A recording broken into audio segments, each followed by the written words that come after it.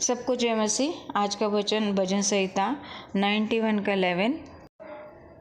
आज का वचन एक गवाही के तौर पे है जो मेरे जीवन में हुई है, क्योंकि वह अपने दूतों को तेरे निमित्त आज्ञा देगा कि जहाँ कहीं तू जाए वे तेरी रक्षा करे।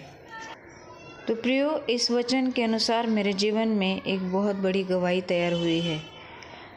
हुआ यूँ कि मेरी बेटी जो मेरे घर से 1 किलोमीटर दूरी पर रहती है, उसका बेटा रात को 8 दिन पहले 3 साल का है, घर से निकलकर कहीं चला गया। और जब उसको पता चला, उसको 15-20 मिनट के बाद पता चला कि बच्चा घर पे नहीं है। तो जब उसने ढूंढा तो बच्चा कहीं भी नहीं मिला। फिर उसको ऐसे लगा कि मेरा बच्चा खो गया है, और वो पागलों की तरह रोड पर दौड़ रही थी। उसके आसपास पड़ोस के लोग, उसके पड़ोसी सारे आ गए, बच्चे को ढूंढने लग गए।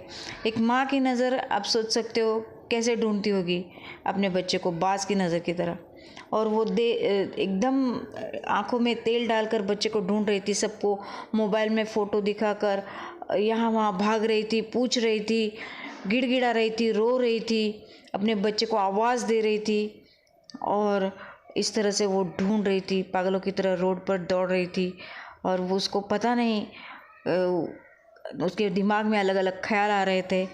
लेकिन आधे घंटे बाद उसने मुझे कॉल किया और उसने मुझे बताया कि माँ, मेरा बेटा आशीष खो गया है। और वो इतना रो रही थी, इतना रो रही थी। एक माँ का दर्द, वो आवाज़ सुन के मेरा दिल दहल गया। और मैंने जैसे तैसे घर को ताला लगाया और मैं घर से बाहर निकली। और बाहर निकलते ही मैंने परमेश्वर से प्रार्थना की, और परमेश्वर ने अपने स्वर्गदूतों को भेजा। मैंने स्वर्गदूतों को भी बोला कि जाओ और जहाँ कहीं भी आशीष है उसको लेकर आओ। और बस 2 मिनट भी नहीं हुए, और जब मैंने उसको वापस से कॉल किया तो वो बोली कि हाँ मम्मी, मेरा बेटा मिल गया है।